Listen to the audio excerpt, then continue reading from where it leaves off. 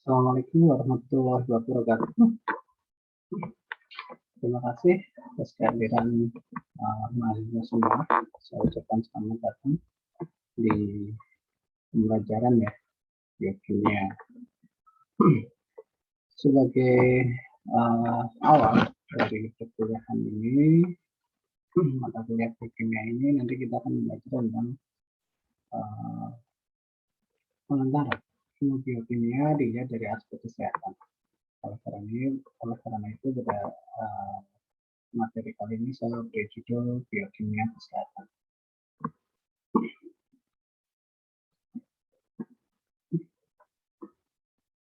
Untuk perkuliahan kali ini nanti kita akan membahas tentang 3 pokok bahasan utama. Yang pertama tentang definisi ilmu biokimia, kemudian yang kedua tentang ruang lingkup ilmu biokimia, dan yang ketiga tentang peranan ilmu biokimia.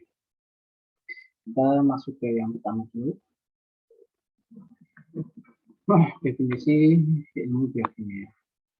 Dilihat dari katanya, ilmu biokimia terdiri atas 2 kata, yaitu dari kata bio dan kimia. Jadi dari sini sebenarnya kita sudah tahu bahwa ini merupakan gabungan dari ilmu biologi dan juga kimia. Nah, di sini ada 3 pendapat yang mencoba mendefinisikan ilmu biokimia. Yang pertama, ilmu biokimia merupakan ilmu sains atau ilmu murni yang merupakan jembatan antara ilmu kimia dan juga ilmu biologi. Kemudian pendapat kedua, bahwa ilmu biokimia merupakan ilmu kimia organisme atau kimia makhluk hidup, di mana ilmu ini akan mempelajari reaksi-reaksi kimia yang terjadi di dalam tubuh makhluk hidup atau organisme. Kemudian definisi ketiga, yang ini mungkin lebih komprehensif ya, bahwa ilmu biokimia merupakan disiplin ilmu yang menggunakan prinsip bahasa kimia untuk menjelaskan tentang makhluk hidup. Nah, dari sini kita bisa mengetahui bahwa biokimia merupakan suatu studi tentang tentang kimia yang terjadi pada tingkat molekuler dari makhluk hidup. Nah, terus kenapa kita harus belajar tentang ilmu biokimia? Nah, ini harus kita pahami bahwa Mas Mbak semua sebagai mahasiswa PLN, Teknologi Laboratorium Medik, yang nantinya lulusannya akan bekerja di bidang kesehatan. Jadi sangat perlu sekali belajar tentang ilmu biokimia. Karena dengan kalian menguasai atau memahami ilmu biokimia, maka nantinya akan membantu kita dalam memahami kehidupan makhluk hidup pada tingkat molekuler. Jadi tubuh kita kan memang terdiri dari banyak tingkatan ya, dari yang paling sederhana tingkat sel sampai ke tingkat organisme atau bahkan ke komunitas ya, populasi dan juga komunitas. Karena itu kita harus memiliki pemahaman yang benar tentang reaksi-reaksi kimia yang terjadi di dalam tubuh kita pada tingkat molekul. Dan hal ini sangat penting sekali karena ilmu biokimia ini menjadi dasar ya, bagi ilmu-ilmu terapan di bidang kesehatan seperti kedokteran, kemudian kesehatan seperti kita, PLN, ataupun keperawatan, ataupun kebidanan, kemudian dan juga farmasi. Jadi ilmu biokimia sebagai ilmu dasar itu sangat penting sekali bagi kita semua sebagai orang-orang yang akan berkecimpung di dunia kesehatan. Bahasan yang kedua, kita akan bahas tentang ruang lingkup ilmu biokimia. Ilmu biokimia kalau dilihat dari ruang lingkupnya nanti terdiri dari 3 hal utama. Yang pertama, kita akan belajar tentang struktur biokimia. Kemudian yang kedua, kita akan belajar tentang proses metabolisme. Dan yang ketiga, kita akan belajar tentang pewarisan sifat sel.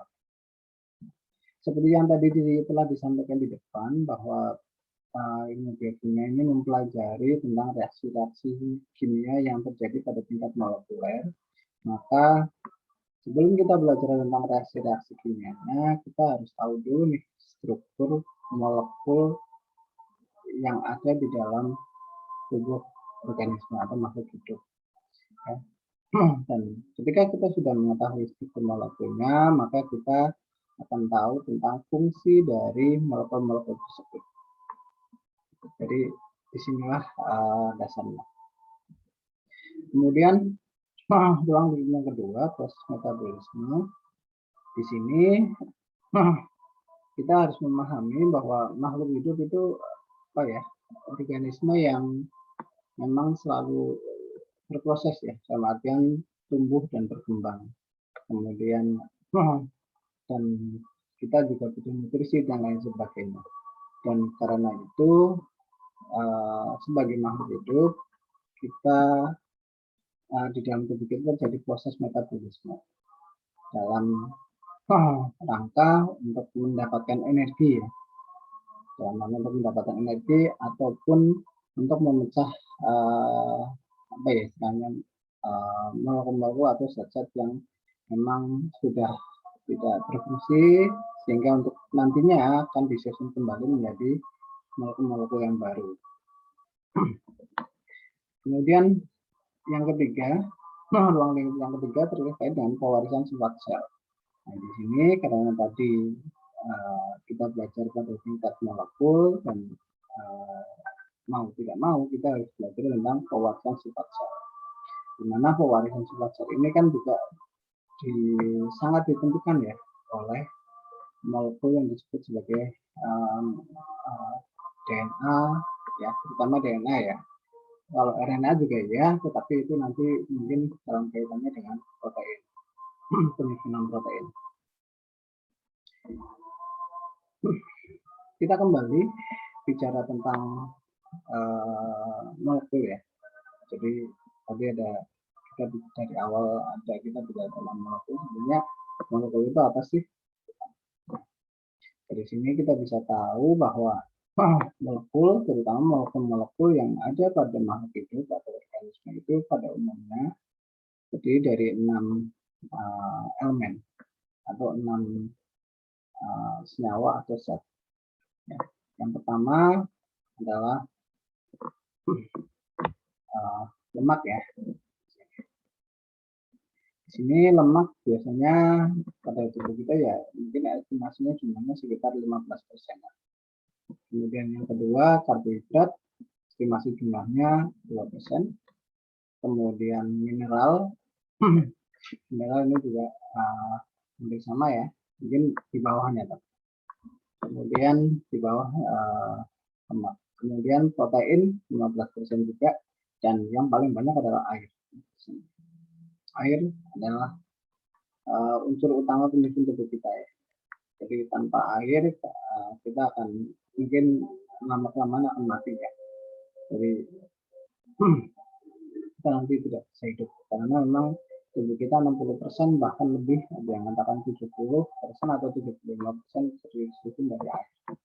Kemudian selain itu itu juga ada elemen-elemen lainnya yang penting, yaitu ada oksigen, karbon, hidrogen, kalsium, sama fosfor ya.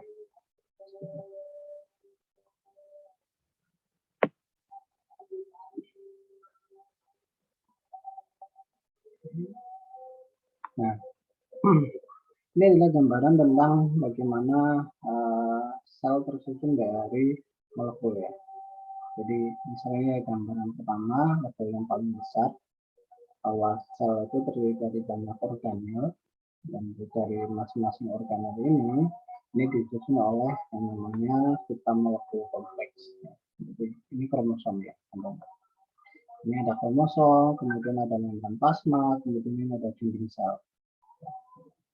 Kemudian kalau ini dilihat lebih detail lagi susunan dari masing-masing supramolekul ini, ternyata kromosom itu di dalamnya mengandung DNA. Kemudian membran plasma mengandung protein, kemudian dinding sel mengandung selulosa. Nah, itu jadi tersusun dari makromolekul.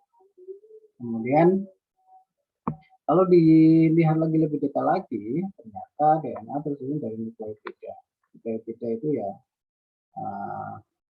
sangat lihat ya. Jadi itu tersusun dari basa nitrogen, kemudian ada gugus fosfatnya. Gitu. Kemudian kalau protein disusun dari merupakan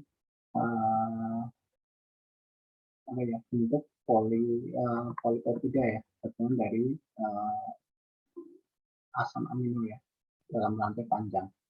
Kemudian selulosa ya terdiri dari gugus gula ya, bisa monosakarida, kemudian disakarida, misalnya ada glukosa, ada laktosa dan lain sebagainya. Kemudian, nah bicara tentang makhluk hidup, kita harus memahami tentang karakteristik dari makhluk hidup itu sendiri, ya, atau organisme. Yang pertama, organisme tersusun atas sel. Di sini nanti kita bisa mengklasifikasikan organisme berdasarkan jumlah selnya. Ada yang uniseluler, tersusun dari satu sel saja, ada yang multiseluler, tersusun dari banyak sel. Kemudian yang kedua, organisme tumbuh dan berkembang. Jelas ya, tapi seperti yang saya sampaikan, bahwa makhluk hidup ya pasti akan tumbuh dan berkembang ya, dari kecil menjadi besar, kemudian dari bayi, kemudian dari janin, kemudian berubah menjadi bayi berubah menjadi anak menjadi remaja menjadi dewasa dan seterusnya. Kemudian berkembang ya. Kalau berkembang di sini ya bukan besarnya ya. Mungkin yang tadinya bentuknya masih sederhana, tapi seiring dengan waktu nanti bisa berkembang jadi bentuknya lebih bagus lagi. Kemudian karakter yang ketiga, organisme itu melakukan metabolisme. Tadi yang kita sampaikan bahwa organisme kan butuh nutrisi, butuh pengaturan regulasi di dalam tubuh supaya suhunya bisa tetap terjaga. Nah, itu semuanya memang metabolisme. Dan di dalam tubuh kita ada dua mekanisme metabolisme. Yang pertama adalah anabolisme atau biosintesis atau penyusunan dari molekul sederhana menjadi molekul kompleks. Dan yang kedua adalah katabolisme atau biodegradasi atau penguraian dari molekul kompleks menjadi molekul sederhana. Jadi misalnya kayak kalau kita makan ya, makan kan kita makan nasi, nah itu kita punya dulu di mulut jadi molekul yang lebih kecil, kemudian nanti dimasuk ke saluran pencernaan dan di saluran pencernaan itu pecah. Itu lebih kecil lagi, itu proses katabolisme. Oke. Kemudian karakter yang keempat dari organisme atau makhluk hidup adalah organisme merespon rangsang ya. Rangsang ini bisa apa aja ya? Bisa berupa warna, bisa intensitas cahaya, kemudian suhu, tekanan, kadar air, dan suara. Misal itu mungkin ya kalau kita orang tropis hidup di tropis nggak ada masalah ya. Tapi kalau orang Eskimo disuruh tinggal di daerah tropis yang mungkin kepanasan. Demikian juga sebaliknya kalau kita orang tropis ke kutub utara ya harus adaptasi yang luar biasa ya, karena saking luar biasa dingin. Kemudian karakter yang kelima, organisme beradaptasi terhadap lingkungan. Ini yang saya sampaikan tadi. Jadi kita pasti akan beradaptasi terhadap perubahan lingkungan sekecil apapun. Contoh praktisnya ya, ketika kalian mahasiswa mungkin dari mana, dari luar Jawa, kemudian di Purwokerto tinggal di kos-kosan, itu kan butuh adaptasi, penyesuaian lingkungan sama seperti organisme kita.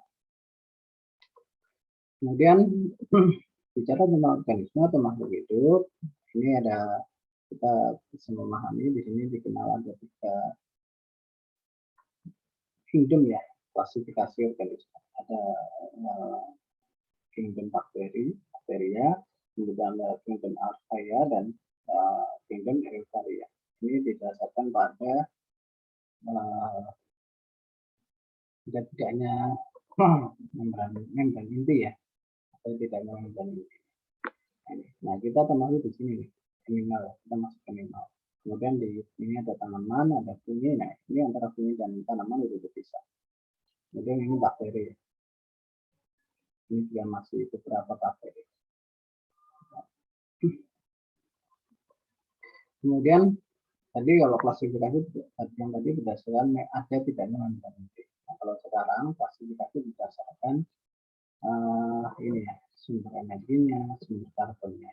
Jadi kita mengenal ada organisme yang fototrof, yaitu apabila dia mendapatkan energi dari cahaya, ya, terutama sinar matahari. Kemudian yang kemotrof itu mendapatkan energi dari senyawa-senyawa kimia, misalnya ya paling gampangnya ya ikan-ikan yang hidup di palung laut ya, palung berapa kilo kedalaman berapa kilometer gitu kan. Nah itu kan sama sekali tidak ada cahaya. Nah itu dia bisa memecah senyawa-senyawa kimia sisa yang ada di dasar laut untuk dijadikan sebagai sumber energi. Gitu ya.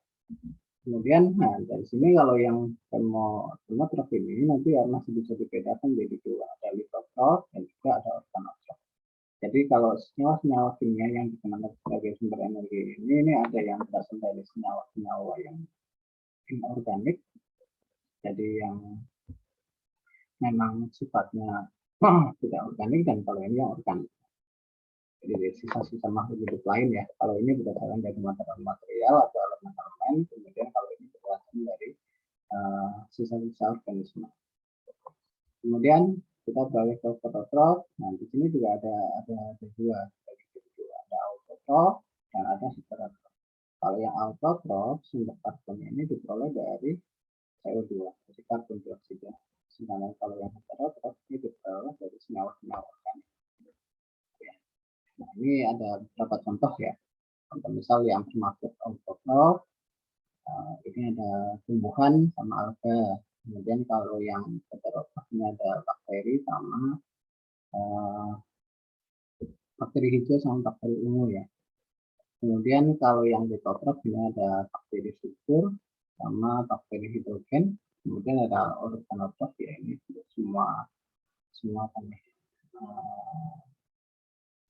semua bakteri ya ada di dasar laut mungkin ya. Oke, selanjutnya ini ada klasifikasi. Ini kalau ini berdasarkan suhu ya, berdasarkan kisaran suhu optimal lingkungan untuk hidup ya. Jadi ada yang disebut sebagai organisme psikotropik, jadi organisme yang hidup pada suhu rendah ya, dengan suhu maksimalnya adalah 4 derajat. Kemudian kalau yang kedua ada mesofil, ini suhu optimalnya ada 39 derajat. Kemudian ada termofil. Nah, termofil ini termofil yang masih di tengah ya, suhunya udah tinggi nih, 60 derajat. Ini 60 derajat ini masih bisa hidup. Tetapi kalau mungkin lebih ya 80 udah mati. Nah, kalau ini yang hipertermofil, jadi ini benar-benar bisa hidup pada suhu yang sangat tinggi nih. Kalau yang termofil mungkin ini kisaran termofil sama hipertermofil ya. Kalau yang 88 ini mungkin ada yang kalau kita di daerah kita ya, ada telaga ya namanya. Pancuran Pitu, Baturaden, nah, mungkin Rex-nya antara 60 sampai 80-an. Ataupun yang ada di Wonosobo ya, Kawasik Bidang, nah itu mungkin Rex-nya di sini. Ya. Nah kalau yang hipertermofil ini ya, ini suhunya ini di atas air mendidih nih, di atas air mendidih masih bisa hidup di 106 derajat. Ini mungkin yang terkait di apa ya, yang memang kawah-kawah yang memang suhunya sangat tinggi. Kemudian kita akan bicara tentang peranan biokimia. Pertama ini peranan di bidang kesehatan ya. Nah, ini kita harus tahu ini yang lebih booming ya, vaksin. Jadi vaksin dari virus COVID. Nah, sebelum kita membuat vaksin, kita harus memahami dulu tentang struktur virusnya. Tadi ya. Ketika sudah tahu struktur virusnya, kita tahu antigennya, gimana caranya vaksin itu, virus itu dilemahkan, sehingga nanti bisa dikenali oleh tubuh kita, sehingga kita bisa mendapatkan antibodinya. Jadi ini vaksin ini juga dasar ilmu biokimia dipakai. Kemudian yang kedua ada obat anti kanker nih, obat anti kanker, anti HIV. Nah, ini juga kita harus belajar dulu tentang biokimia, tentang kanker itu apa, kemudian tentang virus HIV itu apa. Nah, kita harus belajar dulu nih. Jadi dasarnya itu. Kemudian yang ketiga terapi gen. Ini ada terapi gen penggunaan insulin. Nah, insulin buatan ya. Mungkin ketika tubuh kita sudah tidak bisa menghasilkan insulin, maka harus dari insulin dari luar, dan untuk produksinya kita menggunakan gen. Jadi kita ambil gen, ya DNA pada sel pankreas, sel beta pankreas kita ambil, kemudian kita sisipkan pada bakteri yang untuk kita gunakan di skala laboratorium atau di industri, kemudian nanti akan menghasilkan senyawa insulin. Nanti senyawa insulin ini nanti kita panen, gitu ya. Kemudian di sini ya, ini ada ini ya, apotek juga ya, apotek bisa juga. Jadi itu juga ya, kita butuh ilmu biokimia ya. Oke, mungkin itu yang bisa saya sampaikan terkait dengan kuliah pertama, awal kuliah kita sebagai pengantar. Kemudian untuk yang pertemuan berikutnya nanti kita akan belajar tentang karakteristik dan arti penting air serta nilai pH cairan tubuh. Nanti ada 6 pembahasan di sini. Ada sifat titik air, ada ikatan turun air, ada air sebagai pelarut, kemudian ada asam basa cairan tubuh, kemudian ada buffer, kemudian ada buffer fosfat ya, yang ada di tubuh kita. Mungkin itu aja yang bisa saya sampaikan, kurang lebihnya mohon maaf. Nanti kalau ada yang mau ditanyakan silahkan kita tanyakan, nanti bisa juga di forum ya, di forum diskusi dan lain sebagainya, ataupun jampi boleh, ataupun bisa lewat email silahkan. Jadi ya, terima kasih. Mohon maaf kurang lebihnya. Assalamualaikum warahmatullahi wabarakatuh.